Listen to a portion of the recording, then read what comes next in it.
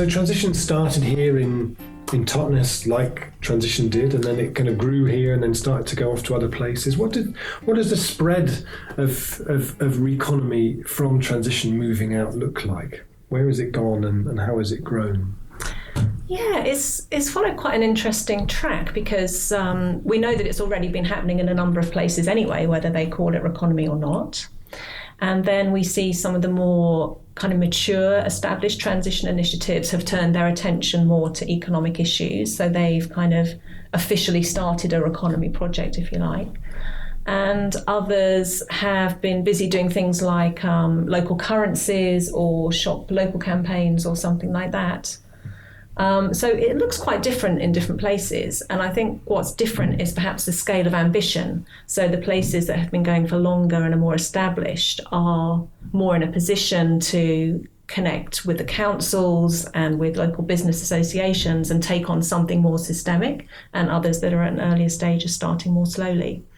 And that's in the UK. And then internationally, we've been working with 10 other countries now, with 10 of the national hubs, which has been fascinating because they've been coming at it from more of a how might a national hub support the emergence of REconomy in Mexico or Brazil or Germany or Portugal. And all of them are so different because the contexts are very different. So yeah, it's really interesting to see those differences emerging. So you've been following the spread of it, and you've visited lots of places that are doing REconomy, and you've been to lots of projects. And out of all of those REconomy enterprises and projects that are starting up, are there maybe 3 that come to mind as ones that you feel best capture that kind of concept?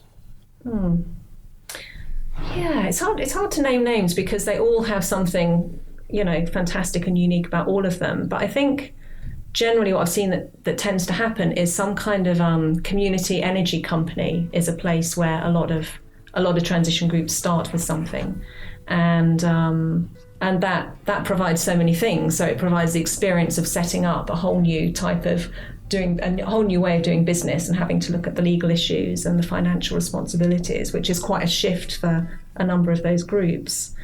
And it unlocks the whole thing about community participation because they can come and actually invest in it and get a return for it. So it's a great demonstration of how we can challenge the current ways of doing business in a way that gets people involved and excited and passionate, and it makes perfect sense to people.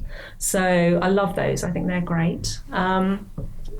I like the local currencies are always fantastic because, again, people just get excited about them and they're very accessible and creative and imaginative, and they demonstrate, again, a new way of doing things. And I think the other thing that I like, although I'm kind of biased because I was involved in the work, is around some of the more systemic work like an economic blueprint, where you're building partnerships with local stakeholders, you're doing analysis of the local economy and the opportunities, and collaboratively coming up with a plan with these other stakeholders to transform the local economic system. So, and the scale of that is much bigger, and it's harder, but it's also more systemic. It's got more impact potential to it. But each of those 3 examples all are impactful in different ways. But what's common is they're challenging the way that we do things at the moment. For me, one of the best sort of examples for me is actually seeing what's happening here in Totnes, actually, with the local currency and the food stuff that's happening in the local entrepreneurs forum and Atmos Totnes and transition homes. There's where you start to get a sense of the importance not only of catalysing lots of enterprises, but having a narrative that strings them all together, and them feeling part of a bigger story, them feeling part of a kind of a growing interconnected story, which and you start to see that in other places now, in Brixton and Liège, and places where that REconomy thinking is underpinning how they're starting to pull all that together, as you say, with things like the economic blueprint that gives the rationale underneath it. And that feels to me like something that you can really see being very replicable, having the thinking underneath it, but also the case studies and the examples on top that then start to roll out and support each other and build a momentum.